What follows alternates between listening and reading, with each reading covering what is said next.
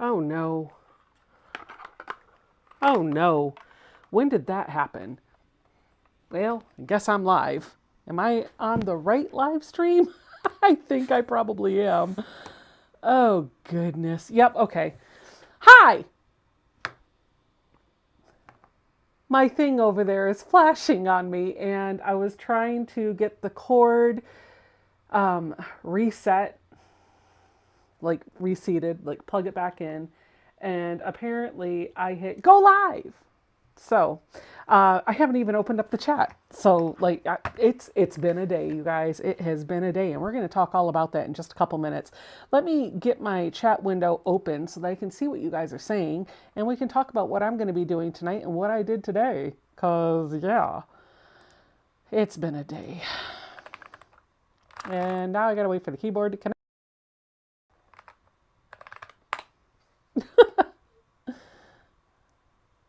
Okay, and opening, loading, loading, loading, loading, still loading. Okay. And then over here, let me get this pop-up out of the way and pause this and minimize that. Ah, I can see some chat now. All right. Hello, everyone. Hey, hey, hey. Okay, it has been a nutso week, and I am glad to have a night here to sew. Haven't even had a chance to pull my hair up out of my face. I do not like sewing with my hair down because I feel like it does this thing where it wants to fall like this, and I feel like I can't see. So don't mind me while I get ready for Friday night. I hope you're all good. Okay, Carrie, I don't know. The green is for people that are doing the YouTube perks. I can't troubleshoot that right now. If you are a member of the VIP program, it doesn't connect to YouTube. I'm sorry. It's a different program. But if you need further help, you can send me an email and we can talk offline. All right, so, oh my gosh, it's been a week. I have a little rash on my arm. I don't know what this is from. It doesn't itch as much, but it's making me a little nervous. And I've had a bit of a sore throat this week too. So, yeah, that's been great. But otherwise, this week has been wonderful. Lots and lots of stuff going on. I've been super, super busy. I've got a couple of fun things that I want to tell you about. The first thing is I am writing one pattern and I have another one in testing, and I'm really excited about both of these. And so hopefully over the next month or so, you'll get a couple of patterns that'll be released from me. Speaking of patterns, I want to give John from Art East a quick shout out. He has got a special exclusive pattern. If you go over to his social media, you'll find all the information on it. It's an orca, and out of the blow spot off the top of the whale is a bunch of different little quilt blocks, and it's made to look like spray. It looks really, really cool. But you can only get that pattern from one quilt shop. That's it. And I may have bought the kit as soon as I saw it. So I'm really excited for that. I think it was shipped yesterday. I can't wait to dive into that. That's going to be a lot of fun. So if you guys don't know about Art East, I'm sure you do. Check him out.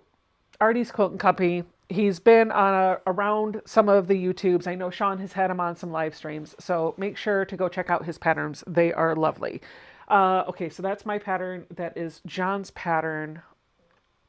Yeah, I think that's it. So let me just get right into tonight's project. So a few months ago, I uploaded a video that it was the dragonfly dance from Whole Circle Studios. Whole Circle Studio, singular, not plural. Well, when I did the video, I didn't give away the pattern instructions.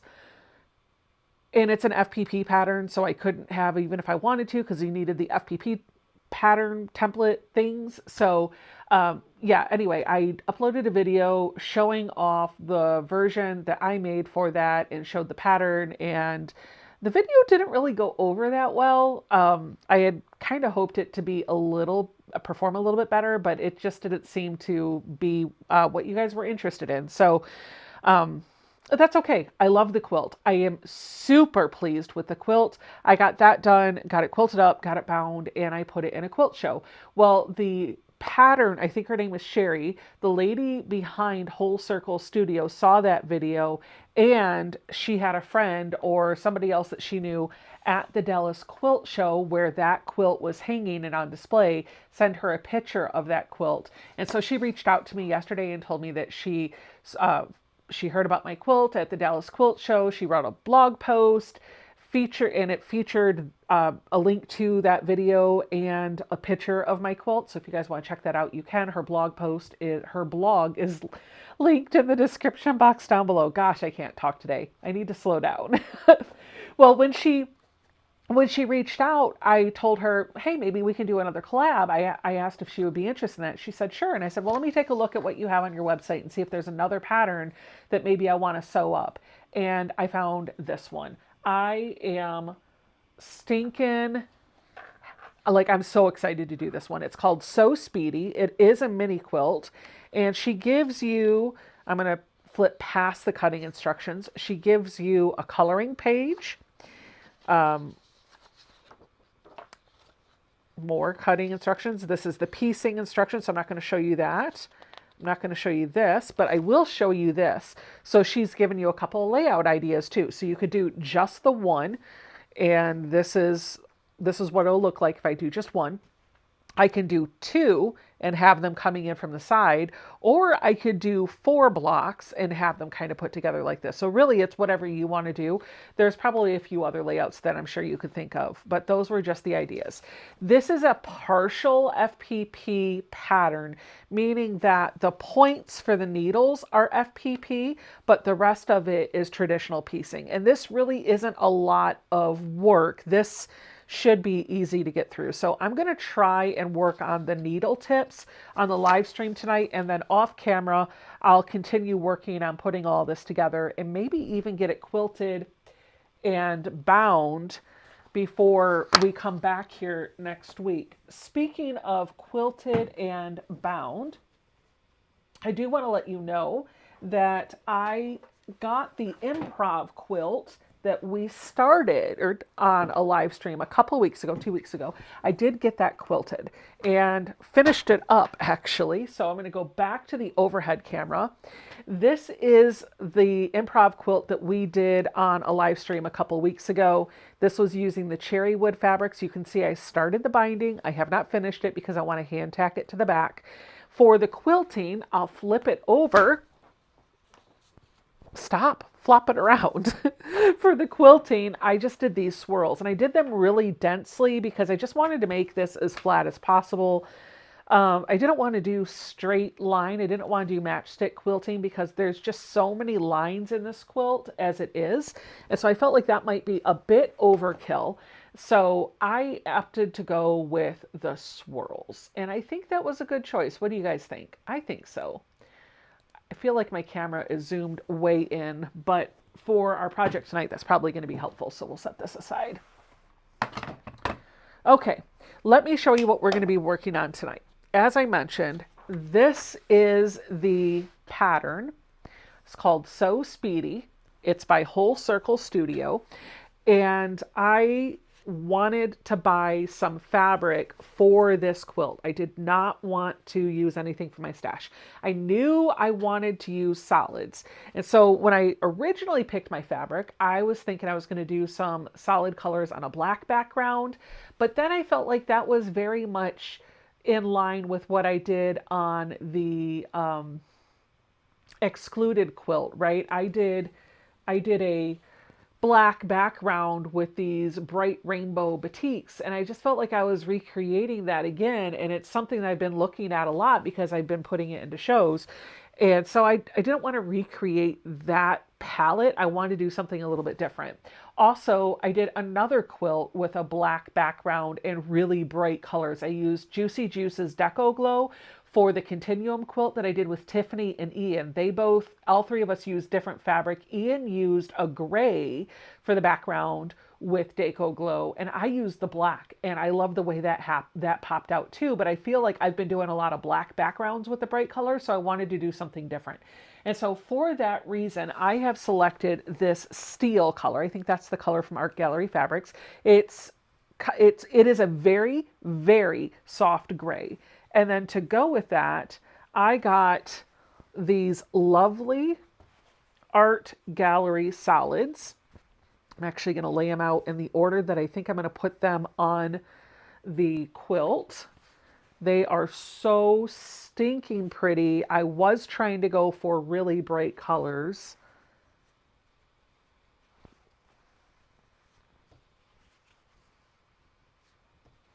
And that is what I am going to work with tonight. What do you guys think?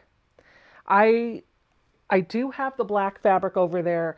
I could show it against the black, but I know I'm not going to work with the black. I know this is what I want to work with, and I've already gone ahead and cut this up. So it is definitely what I'm going to be working with today. So I see Shelby from Math Geek is in the chat. I see Shelly Clark is there as well. I'm taking a look at the chat and seeing Auntie L Handmade is there as well. Sleepy Clam is there and says, nice pull, nice fabric. I see Dahlia is here. Hello, Dahlia. Zaza is here as well. Hello, Zaza. All right, so these are my extra fabrics. The neat thing about this project, if you're only going to make the mini, you need like 1.5 yards of your background and like a 2.5-inch strip of 8 different colors. And that's it. So, easy peasy lemon squeezy.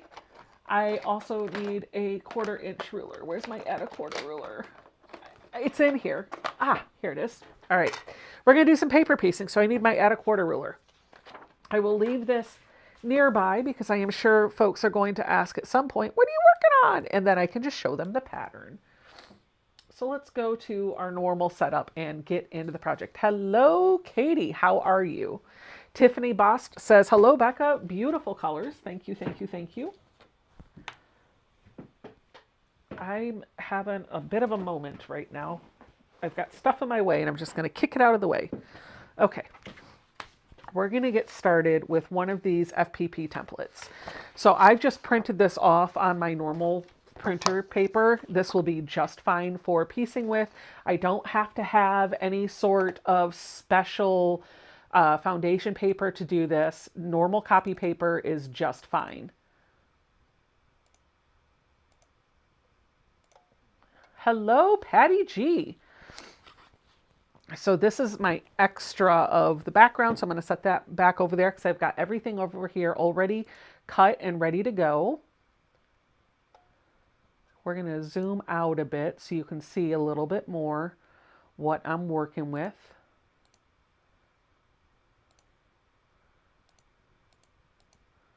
There, that should be better. All right. So if you don't know how to paper piece, I'll kind of talk you through this a little bit. I'll just walk you through what I'm doing. I'm just going to kind of say the steps that I'm doing as I'm doing them. So the first thing that I like to do is cut my pieces out of the piece of paper. Usually when you get an FPP pattern, you have a test square that measures a specific size, and so you should put your ruler on there to make sure that that measures the right size.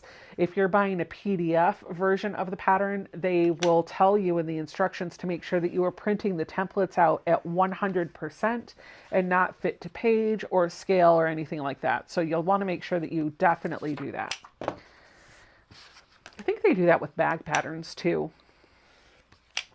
All right. So the first one that I'm going to work with is going to be this really pretty bright pink. And so I'm going to grab all of my little bright pink pieces that are already cut out. The pattern gives you cutting instructions to cut the bits that you'll need. These are generous cuts. So if you are more experienced with FPP, you definitely don't have to do this. You can just pull it from your yardage. I had considered doing that, but I thought maybe I could just show you the way the pattern is written instead. And so I'm pulling out all of my little bits that were cut around. They're a little bit bigger than what the pattern called for because I was in a hurry to get this cut. There we go. Okay. And then my white, I'm going to pull this in because I don't know how many of those I'll actually need. But I do have a sheet of instructions that I'm going to have off camera that'll help me see what goes where. Or which piece is what. Sorry. All right. So this piece, this big one here, should be for C1. Ah, okay, cool. You know what we're going to do? I should be able to tell which goes where because they should cover up each of those areas. So I'm going to see if I can figure it out, but I do have a sheet of instructions over here off to the side that I can look at if needed. Okay, so we're going to work with C1 first. This is my C1 fabric, and so to start with, what I'm going to do is take my fabric and put it on the underside of the paper like this, right?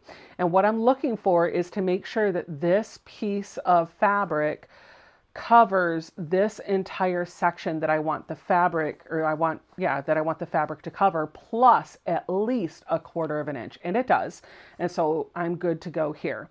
Now I'm going to look where shape number 2 is. So this was C1. C2 is off to the left. And so what I'm going to do is crease the paper between C1 and C2.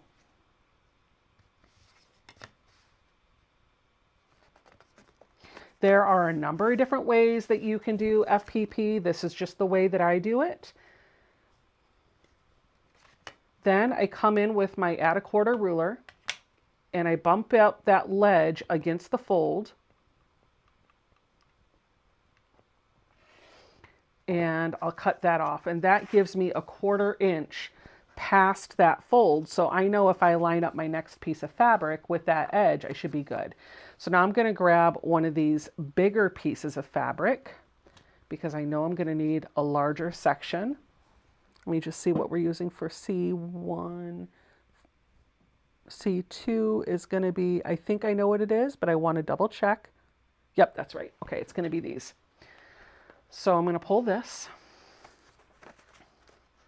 And now I'm going to line up those raw edges just like this. Just like that. And I'm going to bring this over. When I have it folded, what I'm looking for is that the lines are all on top of the fabric. And it's a little hard to see on camera, but I can see it here. If it's not, I want to reposition this to make sure that the pink still covers area number 1 and the white covers area number 2 when I have it lined up. And then I'll pick this up, I'll take it over to my sewing machine.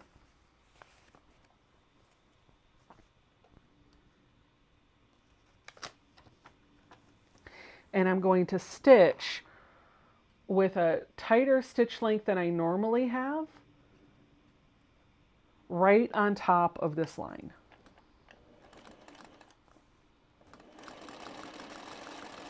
And I'm just going on the line between C1 and C2.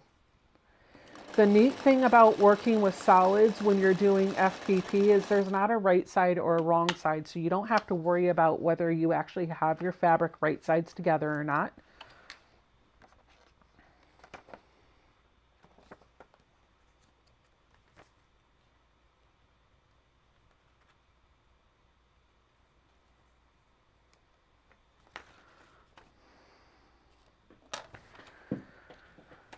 Once I have that there, I can pull this over and I can trim this seam allowance up if I want to, but I don't really know that I need to.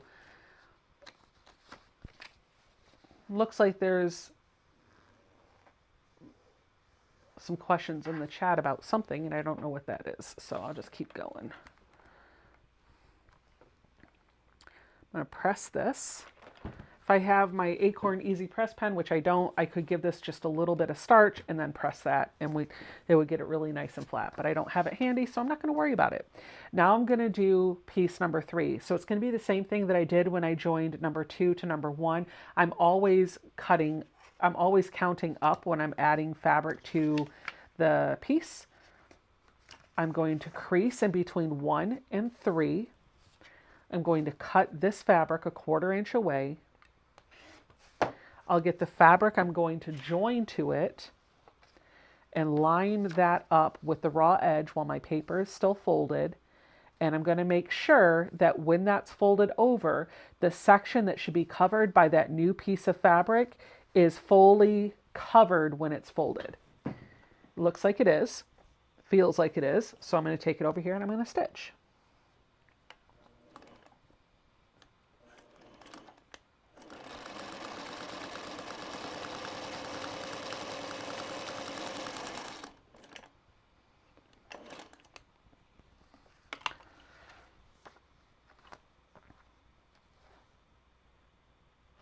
Hey, Mary, do we have, I see you're in the chat. Hi, Mary.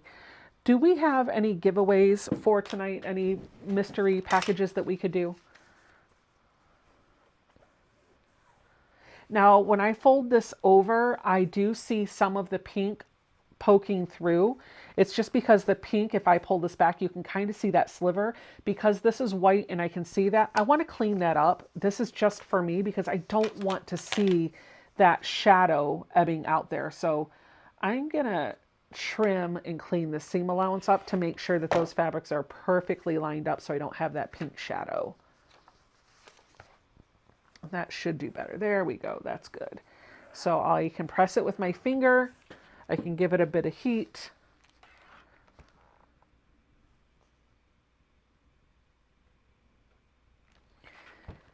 And now I get to clean it up. I love this part.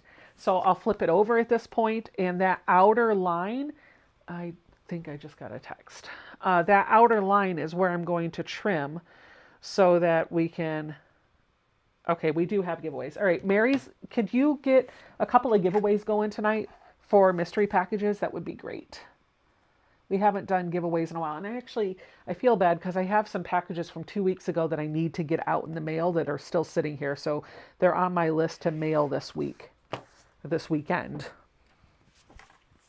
So I'm just going to go all the way around this piece of paper and I'm going to cut with my rotary cutter and my ruler right on top of that line. And this is going to trim it up to what it needs to be.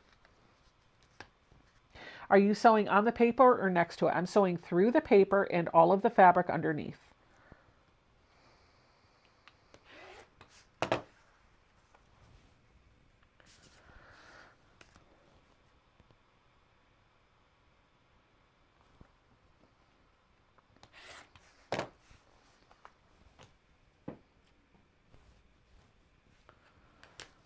There we go. So this is one piece of my needle, probably the point. I'm going to set this aside and now I'm going to work on A because it's really, really easy. To make this a little bit easier to see where my pieces are going to be, I'm just going to trim that paper down. I'm just going to rough cut around that. And now I'm going to pull A, which is going to be probably a piece like this.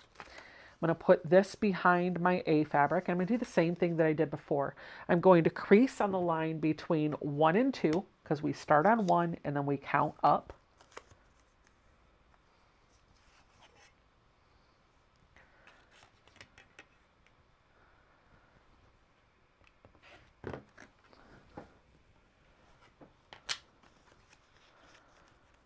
Now I'm going to open that up. I'm going to get another piece that covers that. That's going to definitely be big enough. And I'm going to line up the 2 raw edges of that fabric, just like if I were normally piecing.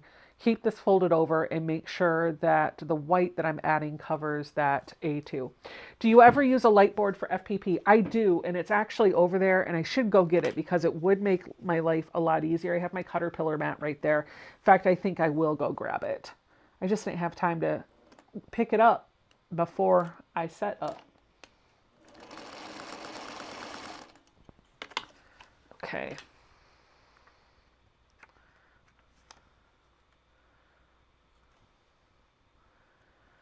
I'm going to trim my threads.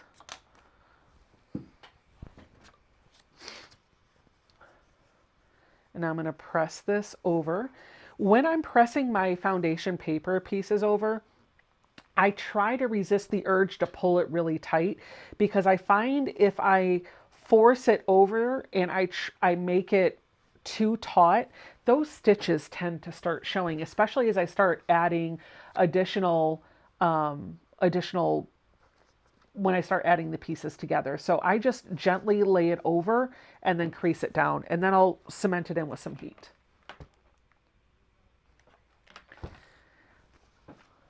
I'm going to do a 3, and then I'm going to go grab that other cutting mat.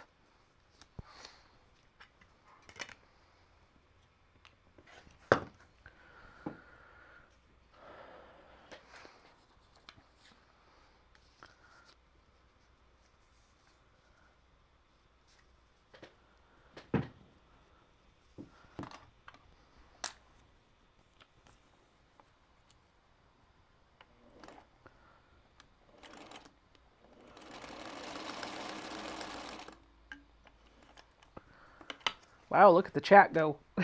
That's crazy. By the way, I do want to give Kim a shout out. I saw her at the Quilter studio earlier today. We are both getting our fabric cut, and I just want to say hi. So if you're watching, hey Kim, don't forget to get your giveaway ticket.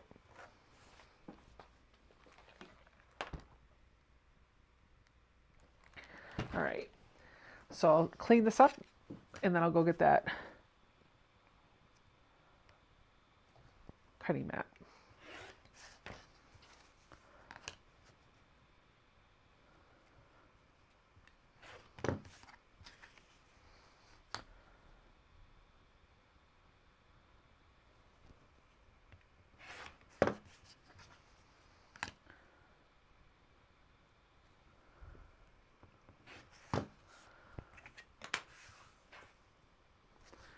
I looked up and like 3 pages of giveaway just went across my screen. I just pulled the microphone down with me.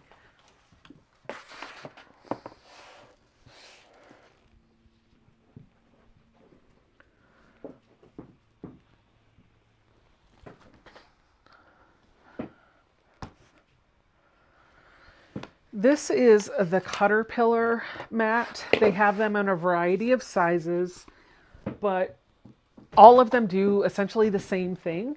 What I like about them is that the mat that sits on top of it is transparent, and it is a cutting mat on top of the light board, which allows me to have all of the benefits of a light board without having to trade it out with a cutting mat. I can just cut right on top of it. So these are pieced.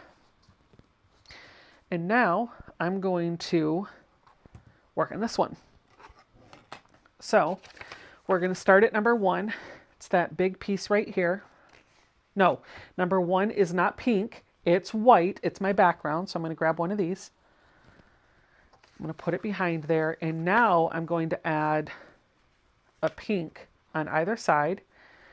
These are grossly overcut, so you can see that there's a lot of wiggle room if you're new to this. Wait a minute.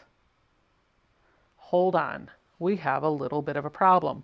I was going to jump right here to doing this piece. Well, this is 6. This is 1. I don't want to join 6 to 1. I always want to increment by 1. So if I'm starting at 1, then I need to go to 2, which is up here. So I'm going to crease that line between 1 and 2. It's just a little tiny piece, which is where these pieces come in. But it's what gives us the eye of the needle.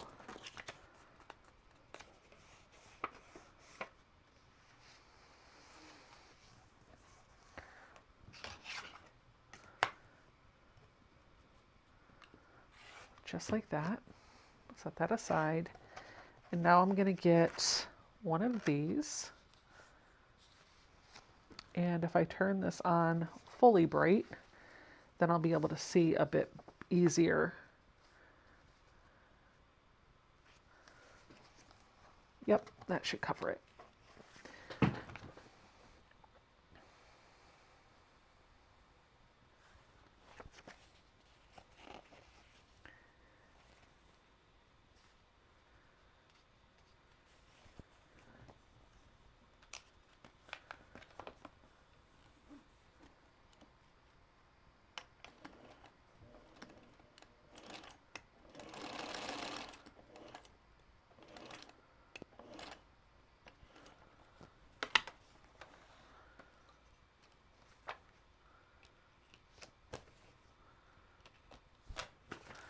All right, I'm going to cut this thread off up here. I will press this over with my finger, being gentle to press that because I don't want to pull on those stitches. And then I'll give it a little bit of heat.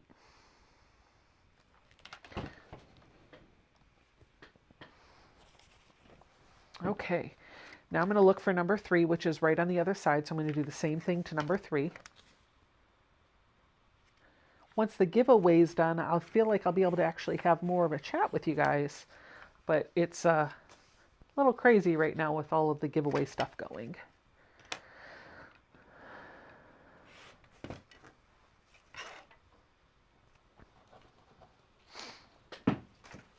Make sure that when you're typing giveaway, it is exclamation giveaway, no spaces, all one word, no space between the exclamation point or giveaway.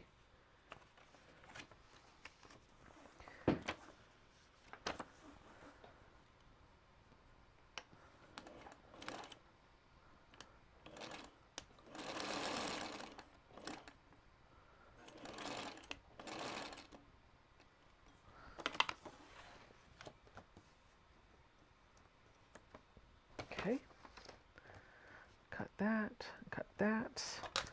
there we go. Now I'm going to press this over, just like that, give it some heat.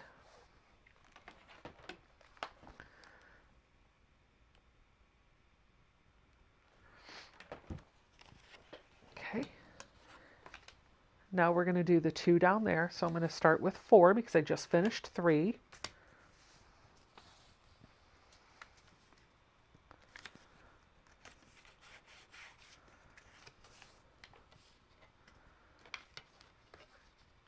It does. Dragonflies for Donna says, it looks like a fun project to hang in your sewing room. I agree. I think it would be a very cute mini quilt to hang in here.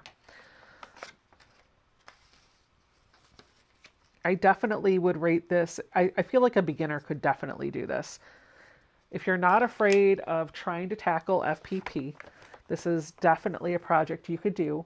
My tip for you is to use either solids or batiks so that you don't get turned around with whether or not you have your fabric facing in the right direction, because that is important. It can be a little tricky because in the world of FPP, your first piece of fabric that you put on the back of the paper needs to lay with the wrong side of the fabric to the wrong side of the paper.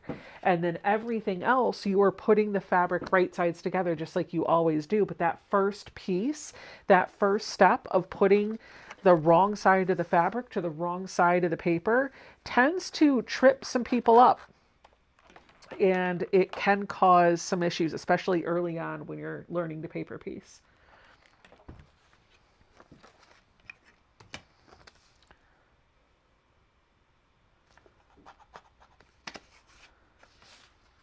What size will it be? You know, I really don't know. The pattern doesn't say on the top. It does say it's a mini, 32 by 32. It's buried in the pattern. It's normally on the cover sheet, but it's not on this one. The block will be 32 by 32. So you could, of course, stop at 1, or you can make multiple of them and put them all together. Up to you.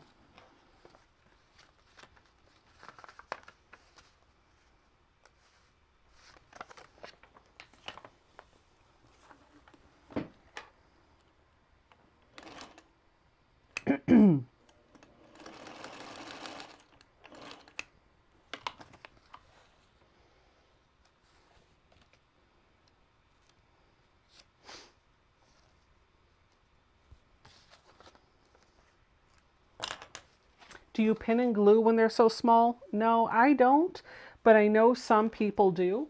I find an Elmer's glue stick or one of the Sew Line glue pens, the glue sticks, those are perfectly fine for this. You don't need it to be held on that long. I actually feel like it's easier to hold on to the pieces when they're smaller. It's when they're bigger that it becomes a bit unruly. Also, with all of these pieces, they are so largely overcut. So if you look at the piece that I have here, you can see the shadows where the fabrics have been pieced behind it. I don't know if you can tell, and perhaps I need to zoom in so that you can see it a bit more. Let me see what I can do. I also have my glow board upside down, don't I?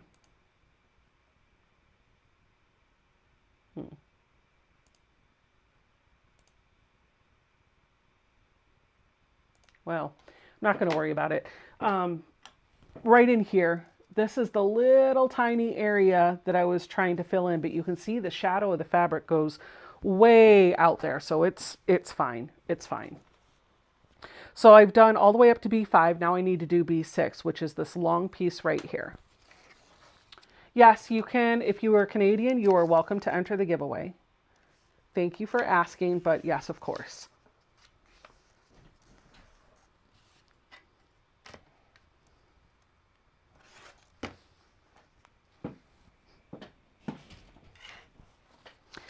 I'm going to grab this.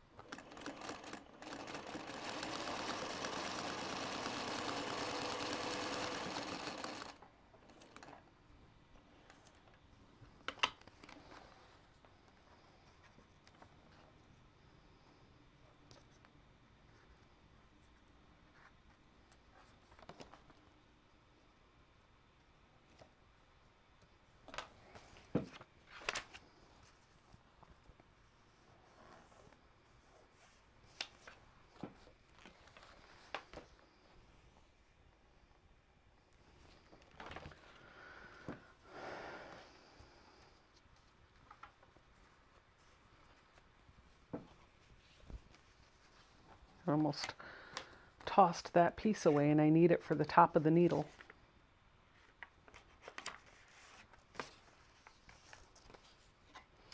Judy says, hello everyone. I was finishing a movie and let the time get by. I hope everyone has a great week. Has had a great week is what she said. I have had a wonderful week. What about you, Judy?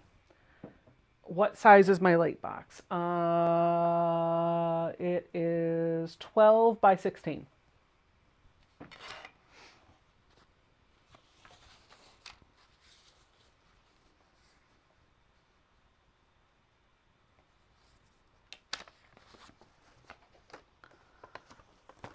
Make sure you're checking the spelling of giveaway. Somebody said that a few folks are misspelling it, so they might not be getting their tickets.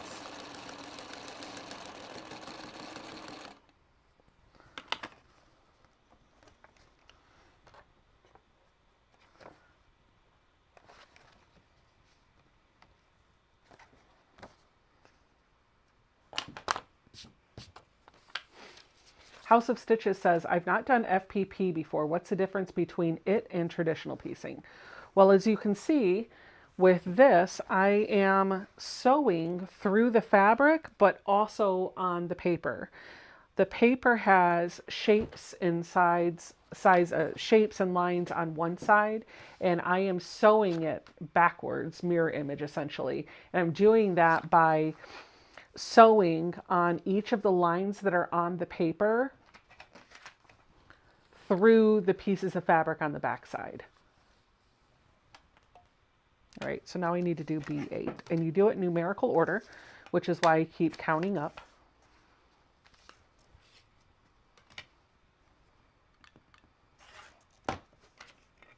Up, up.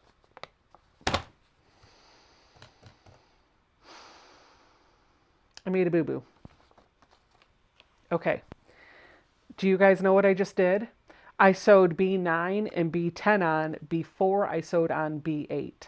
And this is where the issue comes in, because I just lobbed off the whole top up here because I wanted to trim this seam, and look at what I did. Now I have a couple of ways that I can recover. This is obviously too short. It's about 1/8 of an inch too short on the block, plus the full 1/4 inch for the seam allowance. So I could rip this seam out and this seam out and just put new pieces on. And when you do that, sometimes if your paper isn't super thick and it's the FPP paper or newsprint or something like that, oh, wait a minute. No, I did do this right. Okay, those pieces were so wide that they went out into 9 and 10, and I thought I had just secured it. But when I lifted it up, I realized I was sewing between 1 and 7. So that I did it the right way. But let me finish telling you what you could have done to recover from that. Had I made these two pieces too small, I could have ripped those out and put new fabric on. And to hold the paper in place, I can put a piece of washi tape, which is just paper-based tape that doesn't gum up your needle or anything, and it'll hold the paper together, and then I can sew right back on that line. Or I could pick just a couple of stitches and do what I call frankengrow, and that's where you grab another piece of fabric that's the same, pull out a couple stitches, stitch this together just like you would in traditional piecing, press the seam open, and then come back and finish doing what you were doing. Restitch the stitches that you pulled out. That might happen in the course of the night, so you might get to see me do it in real time. Guess who, Nancy? Looks like she won our first giveaway tonight. Congratulations, Nancy. Don't forget to email, I think, Mary at sewbecca.com with your physical mailing address so that she can get your package out into the mail to you.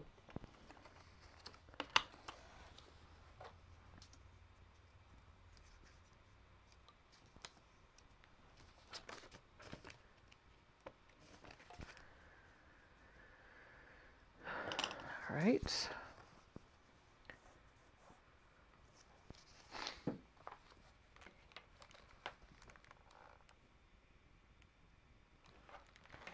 All right, now I'm going to do 9 and then 10, and these are white pieces, so it's I don't want to get too confused. We'll start with 9. A bit late. What is the new gadget that Becca has? This is the Caterpillar Glow cutting mat. I do have an affiliate link for Caterpillar in the description box down below. And if you use the code SEWBECCA at checkout, you can save 15% off of your order. I love this. It's a cutting mat slash lightboard, both in one.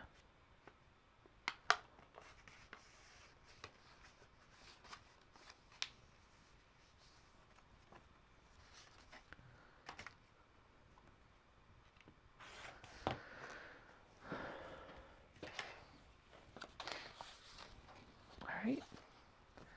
We'll first do this side.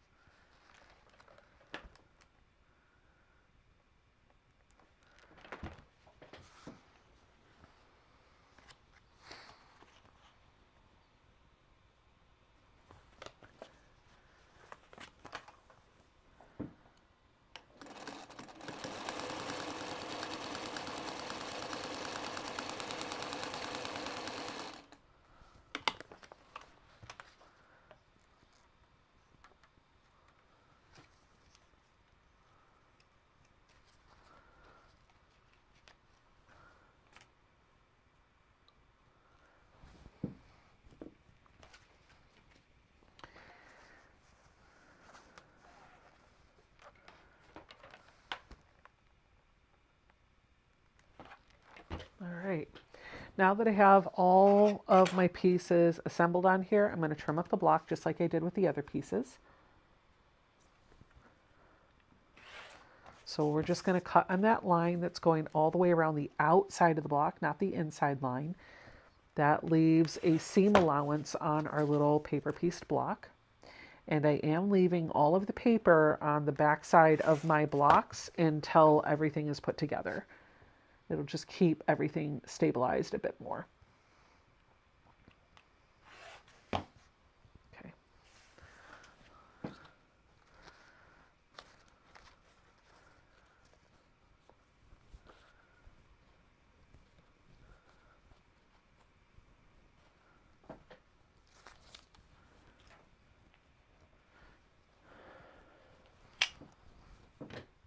Now we're going to join them together. So I know that this point goes down at the bottom and this goes up at the top. Wait, no, it doesn't go like that. It goes like this. There, no. No, that's got to be right. That's got to be right. Let me just double check the layout. Nope, it was right the first way. I did have it right the first way. Yeah, I don't know why I second guessed that. It fits perfectly. It goes A, B, C. A at the top, B in the middle, C at the bottom. So I'm going to join these together. I'm going to start by joining these two. So what I'm going to do is put the fabric pretty sides together, and I'm going to stack it up on top of each other. I'm going to grab a couple of pins and a couple of clips. Do I have clips over here? Oh, I do. A whole bunch of them. Right there. I'm going to put a pin right here in this corner of the paper. I'm going to poke it all the way through, and I'm going to check to see if on the bottom it's coming through at that same exact corner. Then I'm just going to let that pin hang down. I'm going to do the same thing to the other side. It didn't quite go through the corner, so I'm going to pull it out and try again. I want to get it in that same exact spot. And then if there are points that I want to make sure are matching up, I can pin those too. The more pins I put into this project, the better things will be lined up. So I'm going to put it in there. I'm going to grab one more. And you'll notice I'm just letting these pins hang straight down. I'm not actually pinning like you normally would. This is helping my pieces all line up and stay lined up with the other areas where they're intersecting. And so after that's done, then I'm going to come in and put a clip next to each one of those pins. And I'm going to stitch this together on that line. Now, when I do this, there's a couple of things that I could do to test it out. I could just sew it and hope for the best, but when you're paper piecing, you reduce your stitch length and you make it really, really small, which can be a bit of a problem if you have to rip something out. And so sometimes you'll hear people that have been paper piecing for a while give you the tip to stitch it first with a basting stitch. And so I'm going to change my stitch length to 6 stitches per inch, which is as big of a stitch as I can get on this machine. And I'm going to just sew through both sheets of paper and both layers of those fabric on that line. And then I can bring it back over here and open it up and just kind of fold this back. And if it lines up the way I expect it to, I can keep that. Otherwise, I could rip those stitches out and put some new one, try it again until I get it exactly where I want it to be. If this is what you want, if this is what you expect, you can close it back up, take it back to your sewing machine, and then right on top of the seam that you just took, you're going to stitch again. You can, if you want to, this is being a little bit extra, but if you wanted to, as you're going, you could pluck out each of those big basting stitches. You don't have to do that, but since I started doing it, I am going to keep doing it. This is being a little extra and a little over the top, definitely not needed.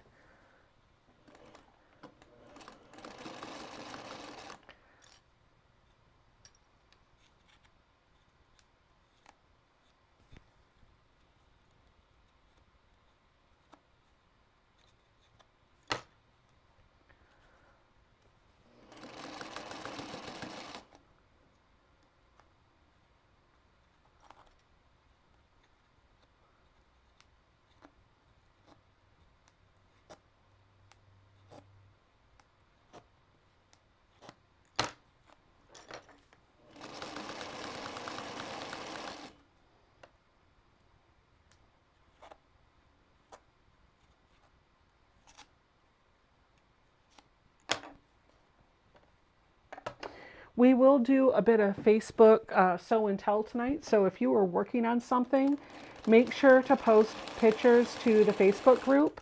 I have not done that in a while, and we need to see what you guys have been working on. It's been a few weeks since I've seen your projects. All right. Once I have my two sections joined together, just to reduce bulk and get it to lay a bit flatter, I do pull the paper off in the seam only. So I'll fold it back and forth, and then because I stitched through the paper, it perforates it. Now, I used to, at this point, oh, that's weird. Hold on, let me see. Okay, yeah, no, it's fine. I don't know if I like that. Do you see how my stitches are kind of, no, you can't. Let me pull it up a bit closer. Can you see how those stitches are kind of peeking through? I don't love that. I'm not sure why that's happening.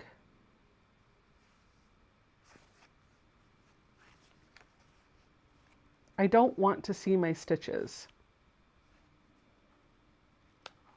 And I can see them clear as day on this. So I'm gonna actually just, yeah, I'm gonna do it. I'm gonna rip this out.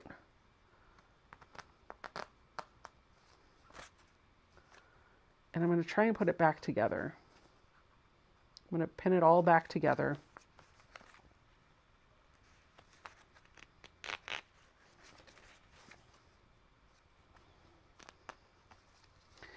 When it was all said and done, probably wouldn't have mattered, but in this moment, it mattered to me. And so if I want to change it, now is the time. So we'll just see if I can get a bit of a better result. And if I can't, then that's fine. We'll leave it the way it is. I'm going to line it back up. Oh, it could have been because the paper was still on there. Oh no, that's the wrong side. Never mind. The paper is gone. The paper is gone. Okay, now in this case, because I pulled off the seam allowance, I'm not stitching through paper. I'm going to be stitching directly through, or directly through fabric only, right next to the paper. Right next to that torn edge.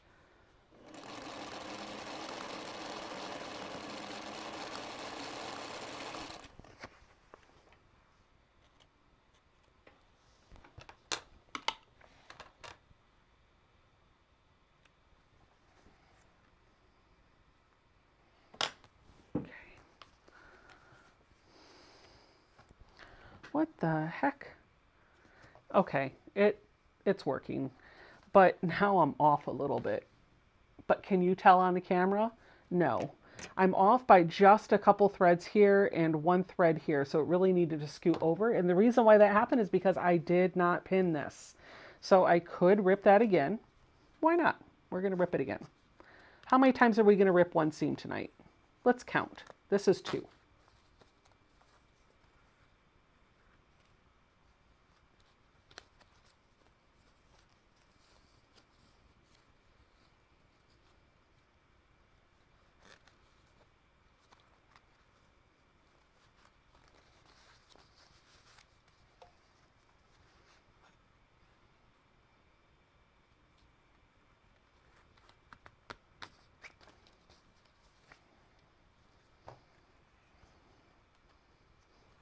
Anybody else have one of those days where you just can't seem to get it to do what you want it to do?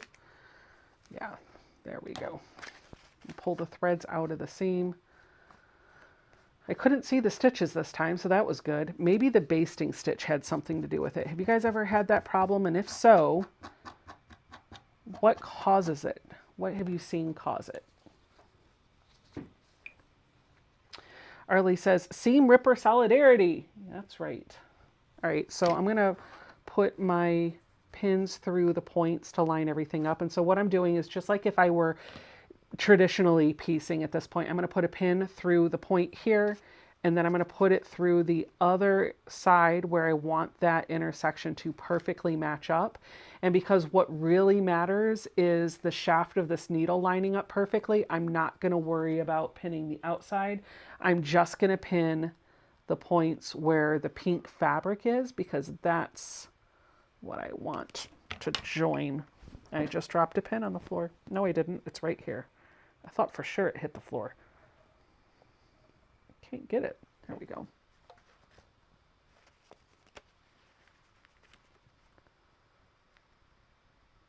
Put the pin through the fabric, poke your finger, bleed a bit. It's great. Make sure it's coming out where I need it to. It is not. It is now. And now go through the corresponding piece of fabric. Ow. Make sure you say ow when you poke yourself, because I don't know. All right. I'm going to let those hang down.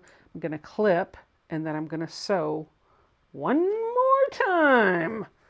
And if this doesn't line up or I see the stitches, we're just going to leave it. And we're going to call it good enough for government work.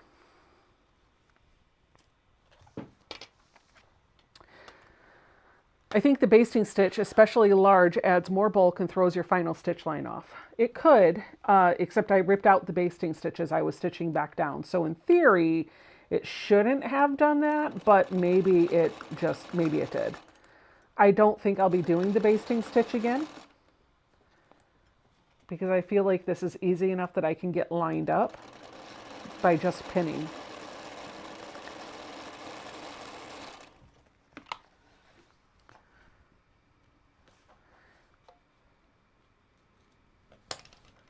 The bleeding is what Grandma's secret spot remover was made for, LOL. That's right. All right, so I know some people at this point, they will press, oh, that's perfect. I'm so happy I ripped that seam a couple times. I don't see the stitches. They're not as visible to me, and the edges of the needle are lined up a whole lot better. So I learned when I was taking the class with Verushka at Quiltcon that when she joins her pieces together, she does not press the seam open, because then the stitching to hold the pieces together is not as protected. So I've started transitioning to pressing to one side when I'm joining those blocks together. I figure if she does it and her quilts win awards and they're super flat, then I can do it too. Now, what was I going to say? I don't know.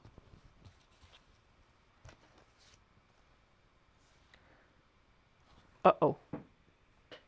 Uh-oh. Did I put this together the right way? A, B, C. Oh, good, I did. Whew. I thought I had it upside down. I did not. All right, let's line this up and get our points pinned. I'm going to put my pins over here so I have them. Congratulations, Glenda, on winning the giveaway. It meets military standards, Flicky Chicky says. Yep, good enough for government work.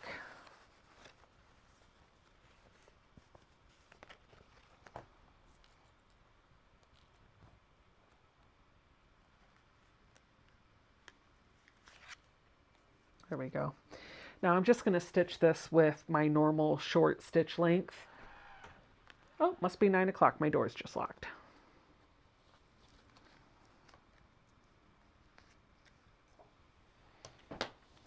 Here we go.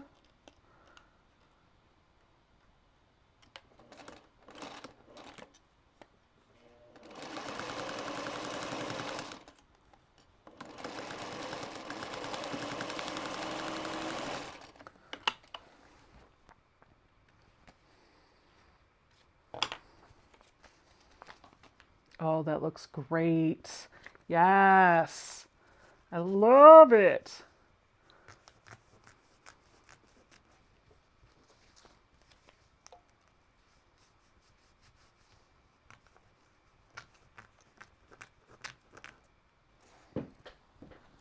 Can't wait to show you what it looks like when it's all done. All right. Oh my gosh. I'm in love, and I don't care who knows it.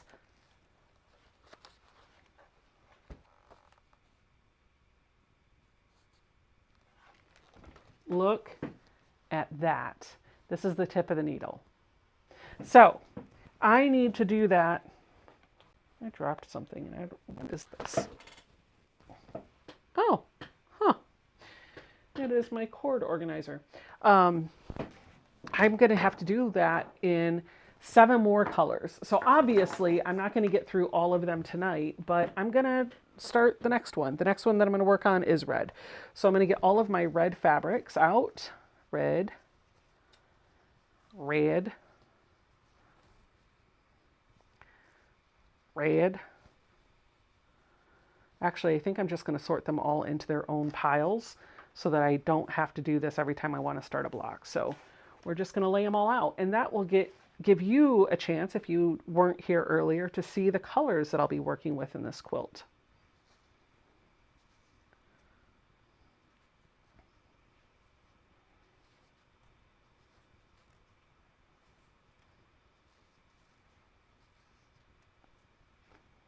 This blue is so pretty.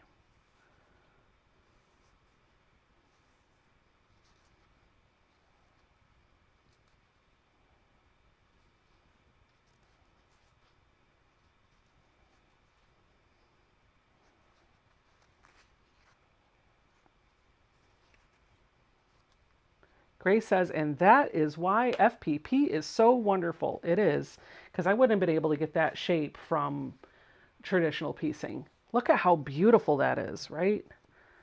So pretty. I really do like this pattern, and I am excited to put this one together, and it looks like an easy sew. If this is something you are interested in picking up for yourself, the link to this pattern, as well as the blog post where she talks about how she put hers together, is linked in the description box down below. Highly recommend you check it out. She's got a few patterns over there that look like they're fun.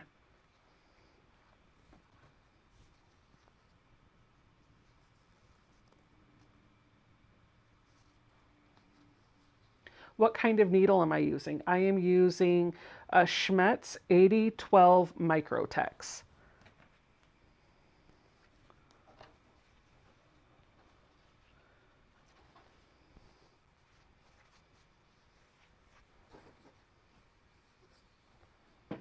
Red, orange, yellow,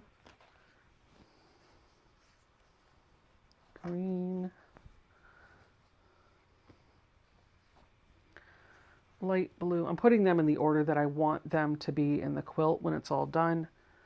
Blue, just so they're all stacked, ready to go. Dark blue, and then the purple at the end. And then the next one up is going to be the red, which I already have right here. So we'll set this aside. We'll get a new sheet of paper. I'll cut out my shapes roughly. Thank you, Jackie. She says, great job. Florence says, for my first FPP, I'm going to go grab that pattern. I think this is something that really appeals to us because it's something that we love, right? We are quilters, and so this resembles a craft that we like. It's an easy pattern. The FPP helps make sure you get that precise point.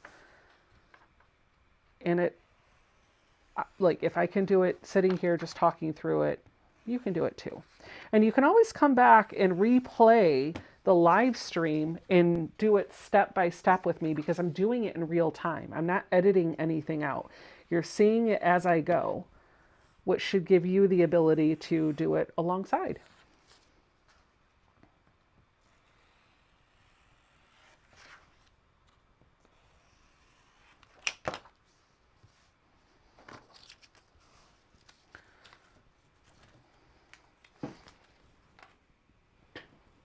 Okay. I'm going to start with A this time. I'm going to do this piece right here for A, and then I will have a piece for either side.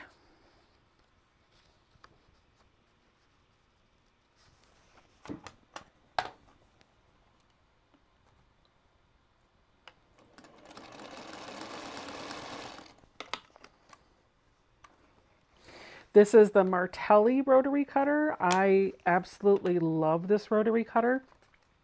I do have a set of Missouri Star tools that they sent to me, and I keep them over at my Juki so that I have a rotary cutter at both stations. The reason why this one stays here is because I do a lot of cutting sitting down when I'm on camera, and this is super easy for me to use sitting down. It might be because I'm just used to it. I don't know.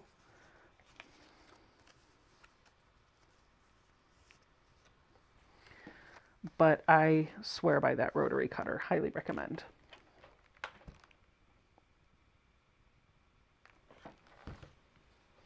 All right.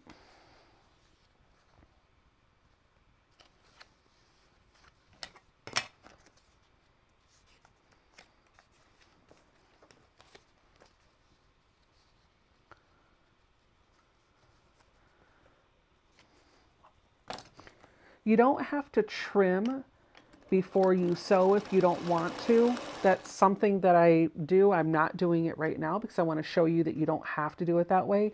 But what you really ought to do is make sure that you are folding your paper back and looking to make sure that the fabric you're about to add is going to cover that piece of paper. See? Otherwise, you might need to frank and grow your pieces later.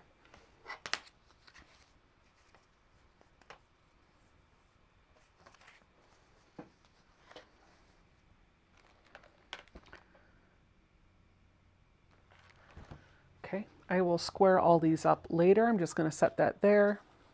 I'm going to move on to B. I need a white in the middle, and then I need my 4 little red pieces because these are going to be in the 4 corners. So we'll start with 2. Carrie Quilt says she loves her rotary cutter, her Martelli rotary cutter. I'm glad to not hear that.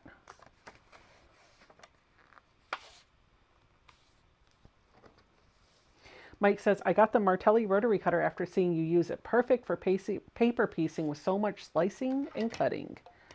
I'm glad you're enjoying it. I'm not even going to bother with that.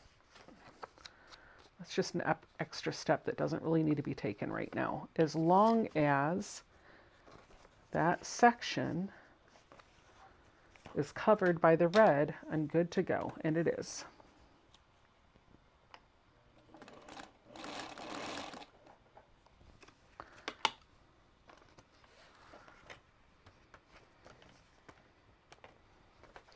The one thing you are going to have to get used to in the world of FPP is there is going to be waste. There is waste of thread, there is waste of fabric, there is waste, there is waste, there is waste. So just embrace it and enjoy the project that you're making and don't worry about what's being left behind.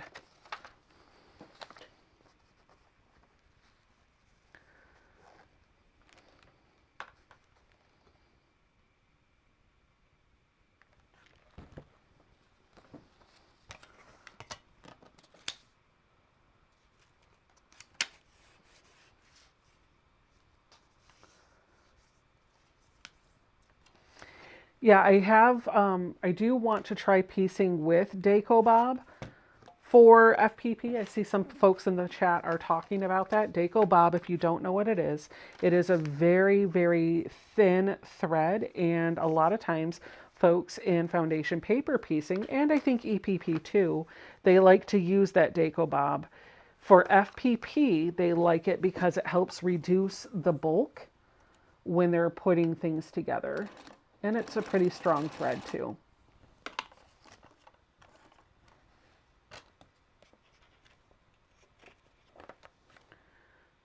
I am running Aurifil 50 weight though, and it does just fine. Maybe if I were doing something extremely intricate, I would want to consider a Daco Bob, but everything I do piecing wise is with a 50 weight and I've not had any problems.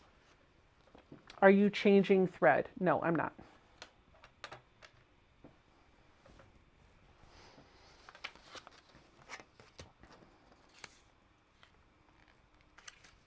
Laura says, I purchased a Martelli rotary cutter a month ago and I love the ergonomic feel of it. It's great to keep my wrist from bothering me. It does take a little bit of getting used to, but once you figure out how to hold it and keep it from veering, it's a whole, like, it's just great. It's wonderful on my wrist. My wrist never gets tired from cutting. My feet get tired from standing while cutting before my wrist tires out.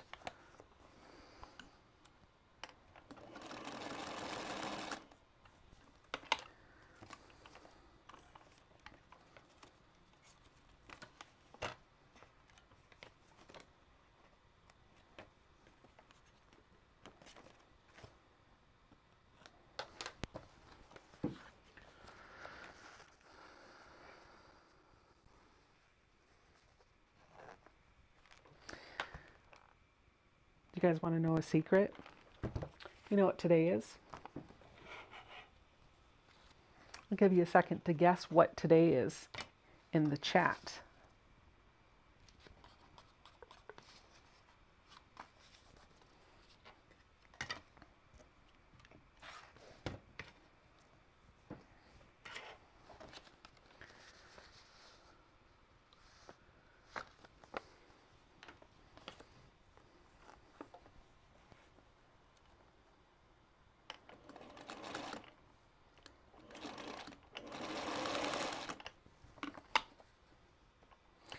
Yes, Victoria, you're right. Holy cow. It is our 16-year anniversary. Is that right? Yep, 16 years. And you know what we have done to celebrate our anniversary? Nothing. Nothing. Jason had to go into the office today, so he was gone a bit longer than normal. I took the day off because I took a class at my local quilt shop, a pro stitcher class at my local quilt shop. They're having a pro stitcher weekend, so I'll be taking another class there tomorrow. And so I was there all day. And then this weekend, tomorrow is actually his mother's birthday, so we're celebrating her birthday tomorrow, and we're gonna postpone an anniversary dinner or outing until next week, I think. Thank you, guys.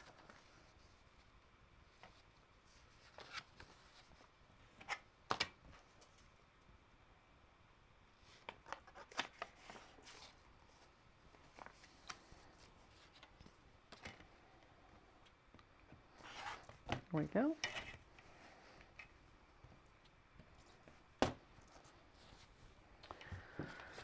"16 years, going on forever."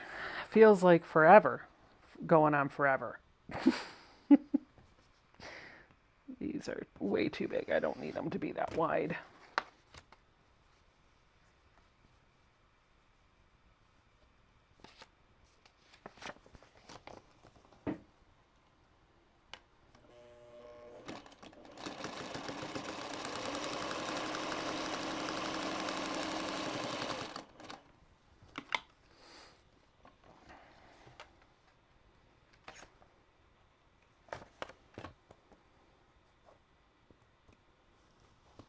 Watching Becca's video from way back when helped me learn how to use my rotary cutter. That's from Pat Strawhouse. Thank you, Pat. Ooh, Donna will have her 49th anniversary in June. Jean is celebrating 44 years. Congratulations, Jean. Ooh, Judy is going to celebrate her 53rd. Congratulations.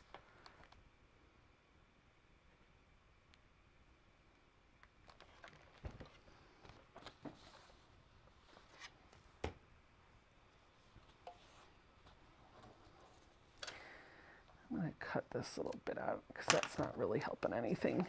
It's just in the way.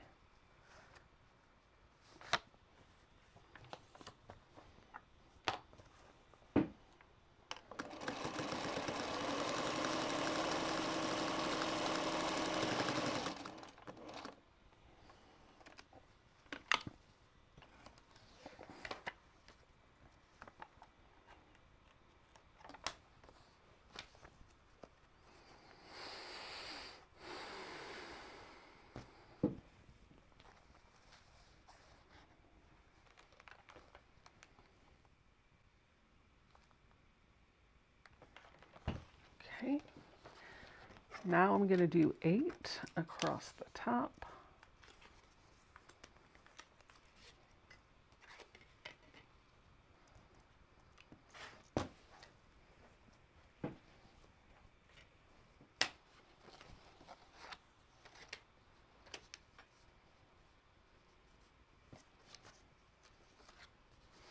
You can see when I'm not walking you through every step and trying to talk you through everything, this goes a whole lot faster, doesn't it?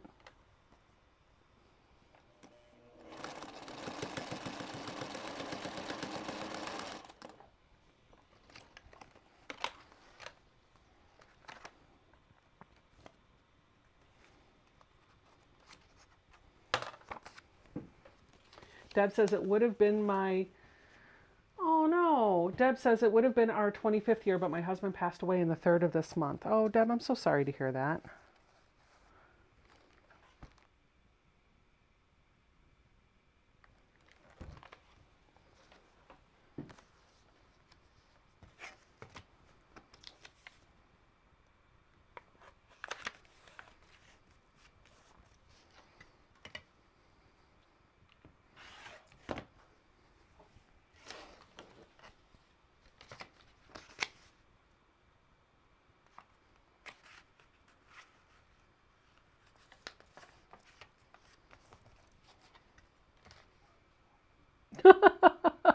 Linda says ours was last week and we forgot 43 years, but we've been unwell. I hope you're getting better and happy belated anniversary.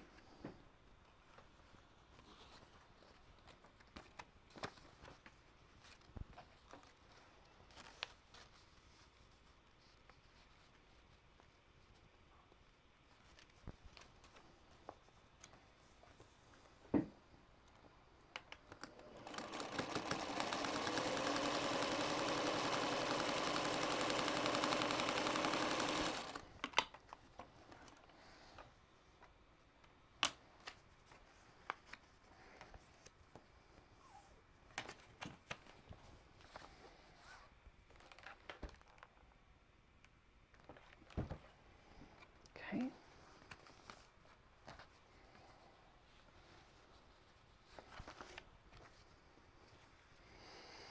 Bum, bum, bum, bum, bum, bum.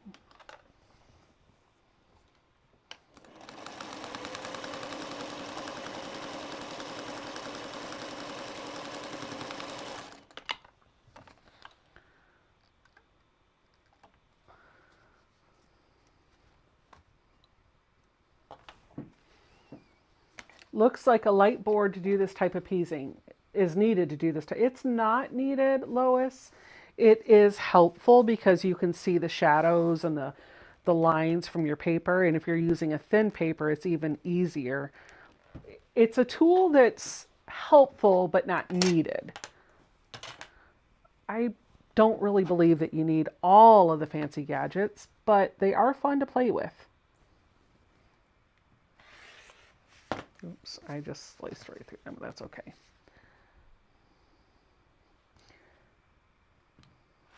I said I wasn't going to trim these up until I was all done, but here I am cleaning up the block.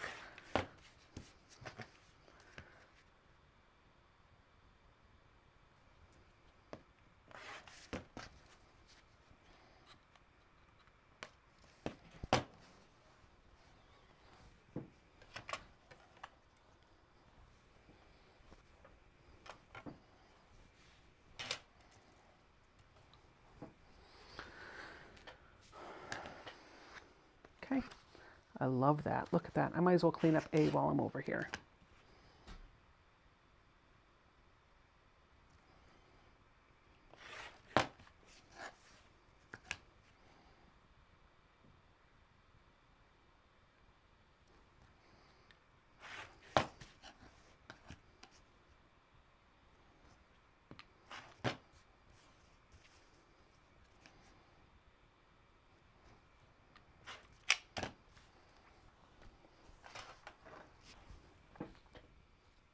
If you're wondering what I'm doing, off to the side over here. I am saving all of my little bits of fabric. I'm making a little pile with them. And the paper that's coming off, I'm throwing away. And I'm doing that for a couple of reasons. One, some of these bits of fabric are pretty good size, and you could see I could use them in other areas if I'm a little bit short. So I don't like to throw my scraps away when I'm FPPing, because you never know when you're going to need to use that. But there are some pieces in here that I normally wouldn't keep because they're a little too tiny. I probably wouldn't hold on to something like that. However, I saw at class today, at the Pro Stitcher class, the lady that's teaching the Pro Stitcher class gave us an idea for something that you could do with those little pieces. She took all of these little tiny confetti crumb pieces, and rather than piecing them together, she put them on a piece of fabric on her long arm and then densely quilted it all down. She put some Insul Bright in there so it could be a hot pad, and I was like, that's genius, and I want to try it. So I'm setting those aside and using them so that maybe I can do something with it, and we'll see how it works. Is that light box the one that you can press your project? No, this is not the one that I can press on. I can only cut on. I think I saw somebody in the chat asking how Ian is. Ian's doing great. You missed him. He was here earlier. He has a friend in from out of town. So they went and did, I think, cherry blossoms and some museums and stuff today. He said, hey, we're going to go look at the cherry. I said, what are you doing with your friend when she comes in? He said, well, we're going to go to the cherry blossoms on Friday. And this was my face. I literally was like, I love cherry blossoms, but what I don't love is how crowded and chaotic it gets because everybody wants to go see the cherry blossoms. So I got the best of both worlds. I was like, hey, you're going into DC, you're looking at the cherry blossoms. Will you just take a picture and send it to me? Then I don't have to go in, I don't have to deal with the people, and I'm happy. So he did. Good friend.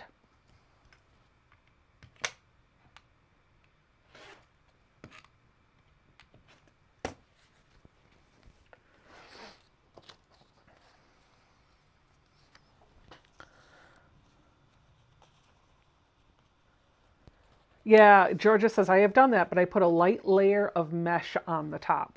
I think she did a water soluble on top too. I want to try it. I want to play around with it and see what happens. I think that would be a lot of fun.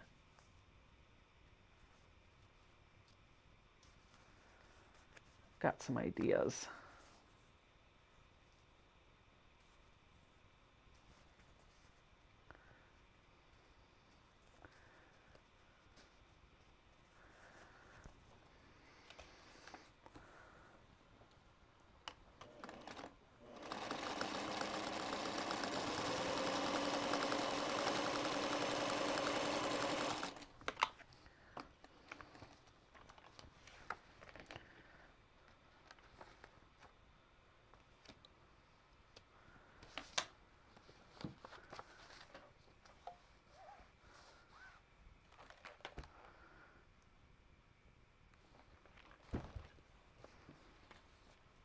This gray is so light that it really looks like it's white, doesn't it? Molly says, I got a light board at a garage sale several years ago, but it was made before the flat boards that they make today, and I only paid $6 for it. Cool.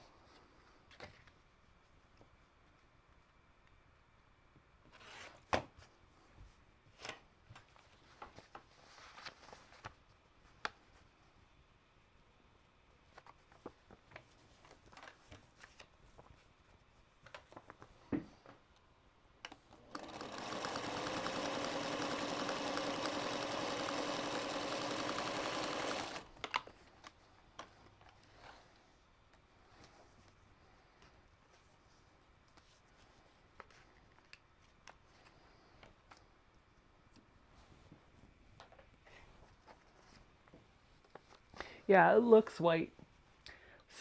Sherry says, I thought it was white. No, it's not. It's very, very, very soft gray. Ruth Roberts says, I would need a scrap management program if I'm going to start keeping small scraps. I'm only keeping these because I have an idea in mind. I've got something in mind that I want to do with them. I think it'll be a lot of fun.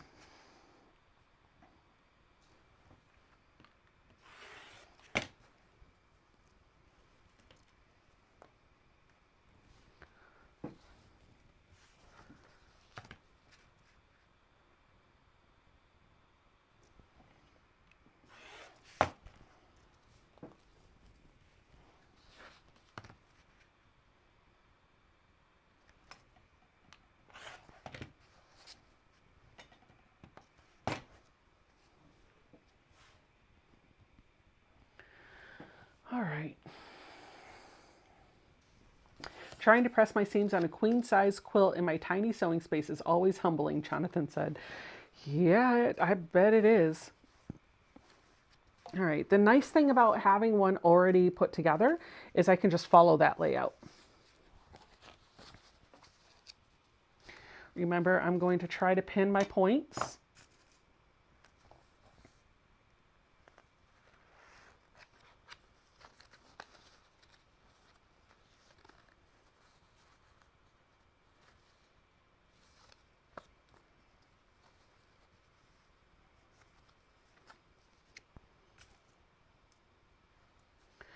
Nana's House 202 says, I normally watch on Roku and can't comment.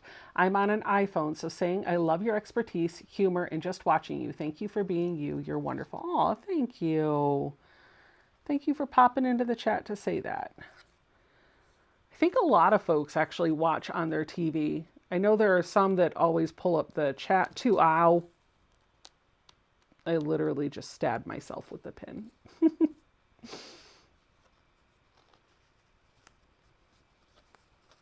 The second piece is going much faster. That's what happens when you don't have to talk all the way through everything all the time. You actually can get stuff done.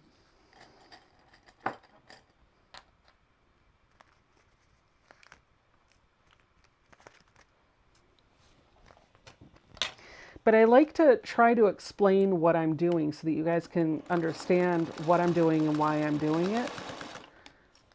So this is normally how I work when I'm in my sewing room. I'm not talking, I'm usually listening to something and I'm just going. So while on camera, when I'm doing a live stream or something like that, I might not appear to be the fastest and I may appear to take forever to get something done because I'm socializing and hanging out with you guys in the chat. Off camera, I'm a bit faster.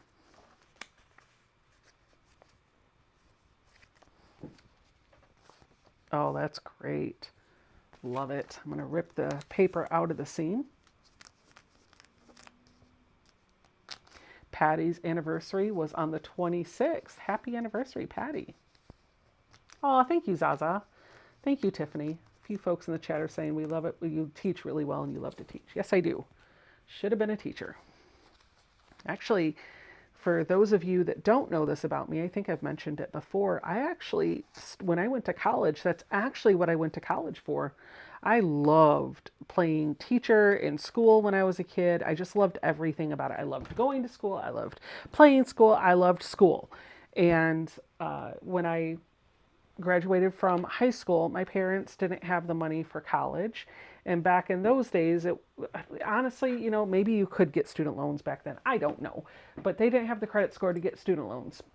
So I didn't know what to do. And I went to a vocational school and got a degree in computer accounting.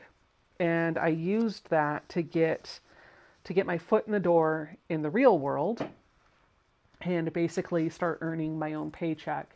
And then eventually I went back to college. And I was very lucky, was very fortunate because my associate's degree was mostly covered or all covered. I can't remember which, but there was a family member from my ex who invested in my education. She did that for a lot of folks in her family, and I was one of them, so I was very fortunate to get that.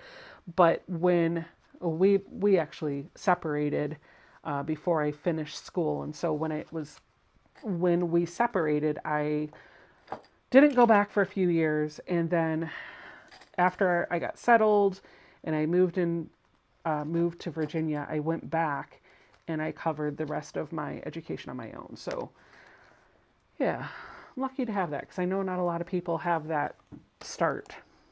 But when all that to say, when I first started going to college, the first classes that I took were in elementary education because I was sure that's what I wanted to do with the rest of my life. I wanted to teach. Well, I got about 20 or 30 credits in, and I focused all on the teaching classes right away. I maybe took a couple core classes, but not many. I got a few classes in, and I ended up with a class where I had to go audit a classroom. So for like a week or whatever. So I went to an elementary school, and I got to work it out with them, and they let you pick what class you wanted to audit. So they're like, what grade do you want to do? And I was like, oh, it's going to be, because I babysat and stuff. It's like, oh, it's really easy to do kindergartners. I'm going to do the kindergarten classroom. Y'all, I left, and after the first day, I changed my major because there was no way I was going to teach kids. And I know now that I chose kindergartners, which is probably the worst grade to teach. Yes, they're cute. Yes, they're lovable, but they don't know how to act in a classroom. That's the whole reason why they're going. And there's no, like, you're just practicing classroom management, really. So I left and I changed my major to computer information systems. And I had hoped that because I changed my career, my major, whatever, and I had some experience with education credits, and I had a passion for teaching, that maybe I could find myself in a world where I could teach adults. And so I kind of had dreams of maybe teaching night school classes or community college classes or corporate training or something like that. And in fact, for a little while, I actually was trying to go down the path of corporate training. In fact, the job that I took that moved me from Southwest Virginia up to DC, the position had a promise of providing corporate training on computer software that I had a lot of experience with. But the training piece fell through after I took the job and had been in it for a little while. I never really got to do it. So I have not done any sort of professional teaching other than like what we're doing here. I'm not trained in it. I just do what I know I would want somebody to do for me if they were teaching me. So, all right, here is my red needle. So I have 2 needle points. Not bad for a night's work, right? I love them. They look great. I can't wait to do some more, but it won't be tonight because it's 9:30. And I want to see what you guys have been working on because we haven't done that in a minute. So don't forget, you can put pictures of what you're working on in the chat, or I'm sorry, in the Facebook group. So in the chat, you can type !Facebook to get that link, and we'll go look and see what you guys have been working on. Laura said, Becca, my niece taught kindergarten for 1 year. She was initially teaching the special reading class with 6 kids. She lasted 1 year, and now she's tutoring. Yeah, I hear you. All right, let's see if I can get, how do I get, there we go, like this. We're going to go here.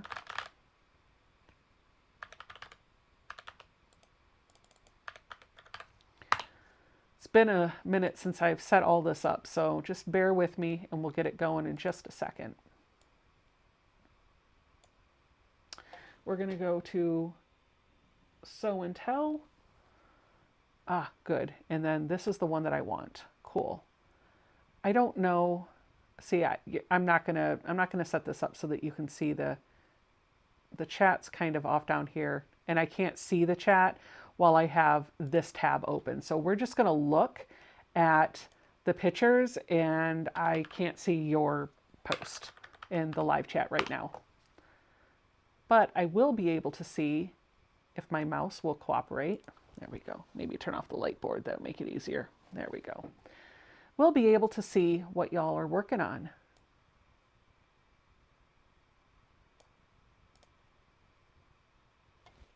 Oh, I know what I could do. I can pull up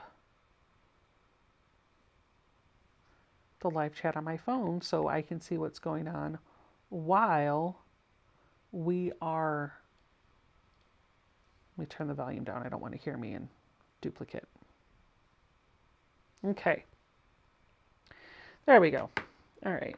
Now I can see the chat while we look. Lois, we've got you in, so you can go ahead and post your photos. We're going to change this to new posts. Laura G says, you reminded me of a story. My brother and sisters were made to play school when I was babysitting them. Haha. He hated school, and I thought I wanted to be a teacher someday at the time. You sound a lot like me. Oh, Yvette, this is gorgeous. Oh my gosh. I love that. Well done. I'm going to give you a heart. Can I give you a heart? My computer don't want to work. Oh, that's so pretty. Well done. Oh, this is pretty too. Judy says she's working on this quilt for her niece's baby that is coming next month.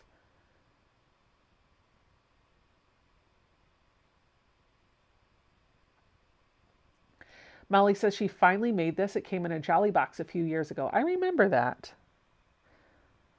Michelle the Quilter says, those needle points are perfect. I love paper piecing.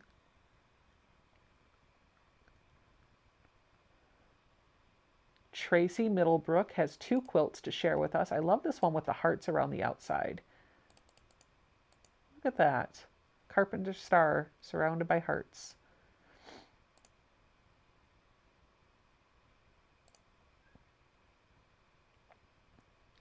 Ooh, somebody's doing some embroidery. Yeah, I've been working on that a lot. It's so easy to do sitting in the chair hanging out with my husband. Ooh, Melody's latest. Bunch of 16 patch blocks. I love the look. Lori cut her Jelly Roll Race into quarters, added borders, quilted it, and when she is done with all 4, they will get donated to foster care. Yeah, so if you guys are looking for a place to donate quilts, that charity is still running. Stacy Lee Creative, you can go over to her website and check out all of the information over there, but she is doing a quilt drive for children in foster care, and I have a few that I will be donating as well. Amanda said she recently finished these quilt tops. Oh, wow. Look at this, Amanda. That's great.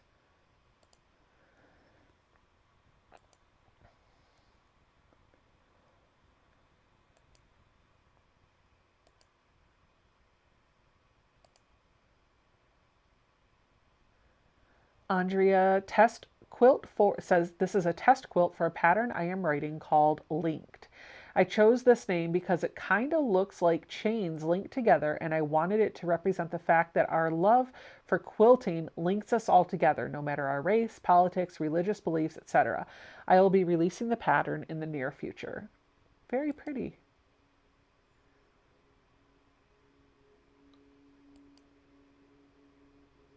It does kind of look like a chain link. I like it. Susan Gabriel says, I posted this quilt top partially finished about a year ago. This is who it was made for. My granddaughter, Lydia Pearl, who is 4 years old.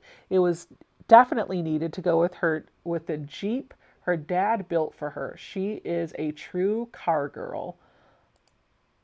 Oh. Love it. That's well done.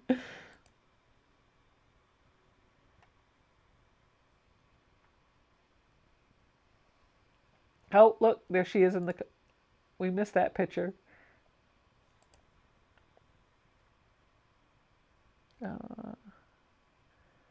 Tammy says she... Tammy calls this the leaning tower of Japanese knot bags for a transition house. That's a lot of bags. You've been a busy lady. Shelly Ferguson did the Weave It quilt from Tiffany. She's got a free verbal tutorial out there if you want to check it out over at Tiffany's Quilting Life.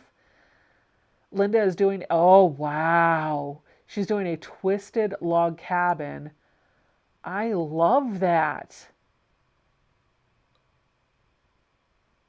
I love how the purple's kind of, you're doing like a gradient purple. That's very striking.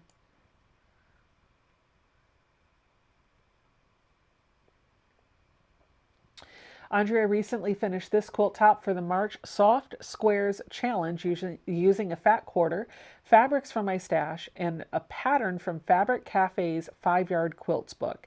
The pattern I chose was Galaxy.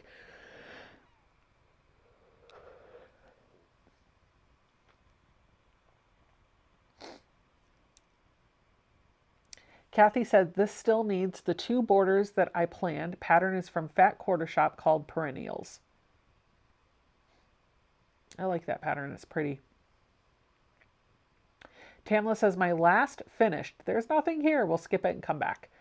Donna says, the quilting was a challenge because all the lines came from the middle of the heart and went outward. It was almost impossible for me to get the back perfectly smooth. I'm mostly happy with the finished project, and I haven't been quilting very long.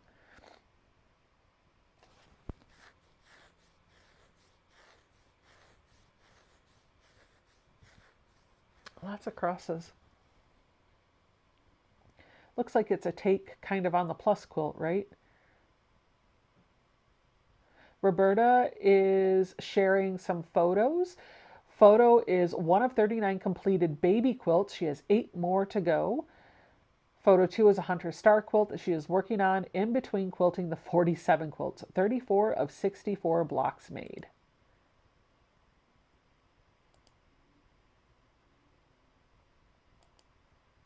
Nice.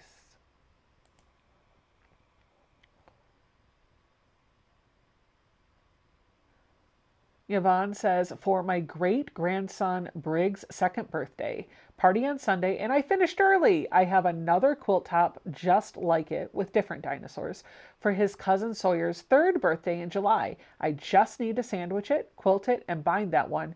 He'll probably get his early. Super cute. Carrie says, I think I am finally getting the hang of free motion quilting. Let's take a look at your stitches. Yeah, you are. Look at you doing some custom quilting. Good job.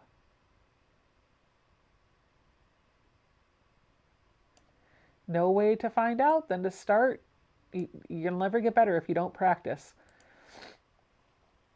I like that.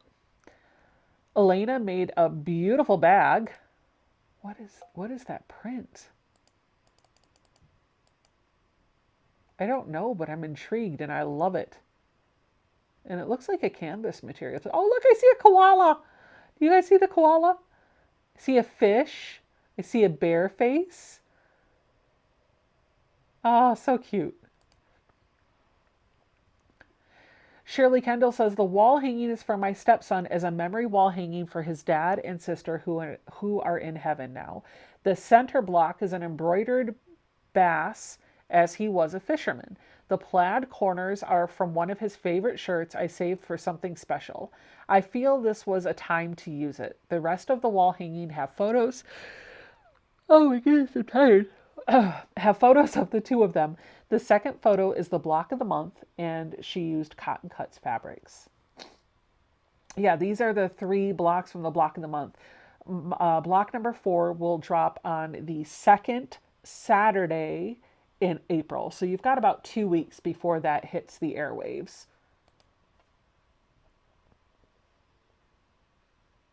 Oh, somebody did some upholstery. Nice. Oh, very nice. Siri, I wasn't talking to you. No, stop. Okay. Christy says, a 40 by 40 baby quilt I finished for a baby shower tomorrow. Elena's done some pillows. Wow, you've been a busy little sewer, Elena. Julie says, this is what I've been sewing on this week. Kitchen towels and in the process of picking sashing and borders for an Easter wall hanging. I really like these, the two that are on the stove. I like those. Oh, Jennifer. Oh, no. She says, so I did a thing today. I needed some happy. Meet my Janome HD9. I may never leave my sewing space. Congratulations, Jennifer. Let's refresh and see if there are any new photos that have come in. Pat, like, aw, thank you, Pat. Victoria says these birds are to go with a panel.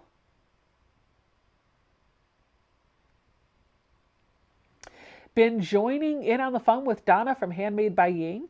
I plan on trying different variations of the colors to see what I come up with. I like this one too. The more I'm seeing these blocks, the more I like them. Do you think I can do this like offline 6 months from now when I have the time? It's going on my bucket list. Here's another quilt from Yvonne Davidson. Do you have time, Deb? She says, I still need to do the third block for the quilt along. You have time. The pattern and the videos aren't going anywhere. Lois said she started this a year and a half ago. This is as far as she has gotten. We all have those projects. Pamela says she's still working on her birds. Only have 2 more to finish. And she finished her jelly roll race the beginning of the week. I posted the quilt earlier this week. Love those birds. Patty did a beautiful log cabin quilt last night. That's cool. It's always interesting to me, the different things that you could do with your log cabin blocks. Katie's trying to decide what fabric to use for block number 3. Well, they all look like they're going to go together, so choose wisely. Lindy says working on a tote bag with an in the hoop design from Sweet Pea, and she hopes to finish it tomorrow. Thank you, Sandra. Sandra says in the chat, happy anniversary, Becca and Jason. Thank you so much. Lori says this is the February block of the month with Sherry McConnell. Beautiful. I'm not sure how to pronounce this. I'll give it a shot. Apologies if I chop the name. Michaeline. She's working on a wedding gift and she is ready to quilt it. This is so simple, but so beautiful. I know what this pattern, I've seen patterns like this before and I want to do one.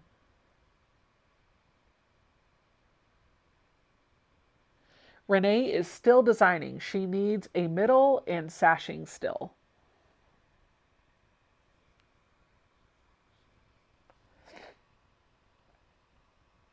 Michelle Woodruff says she's working on making a few notebook holders. Nicole says, tonight I am working on organizing my new sewing and ironing station I got as a birthday present. Oh, I'm so happy for you. Oh, wow. Look at that. Nice. And we're back to the beginning. All right, friends. You don't want to sit here and watch me yawn anymore, do you? Because I don't want to sit here yawning for you either. And it's 10 minutes to 10. So we've been live for about 2 hours. It's time to call it at night. Again, these are the 2 things that I started and finished on the live stream. I need to make 8 of these so that I can put this mini quilt together. If you want the link to the pattern, it is Sew Speedy Mini Quilt by Whole Circle Studio. I always want to say studios. Whole Circle Studio, and the link to her blog post and the pattern that she has for sale is in the description box. So go grab it. You can come back and sew a needle point or 2 along with me. And once you have it done, upload it to social media. Tag Sherry from Whole Circle Studio in your post. And tag me too, because I want to see what you did as well. I can't wait to get this done. My hope is that by the time we get here next week, I'll have this finished That might be a lofty goal considering I'm taking an all-day class on Pro Stitcher Designer tomorrow, but we'll see how much I can get finished over the course of the week. Thank you, friends, so much for hanging out with me. Don't forget our podcast episode drops this Wednesday. Really excited about that. And I guess I'll see you guys all in a week. Bye!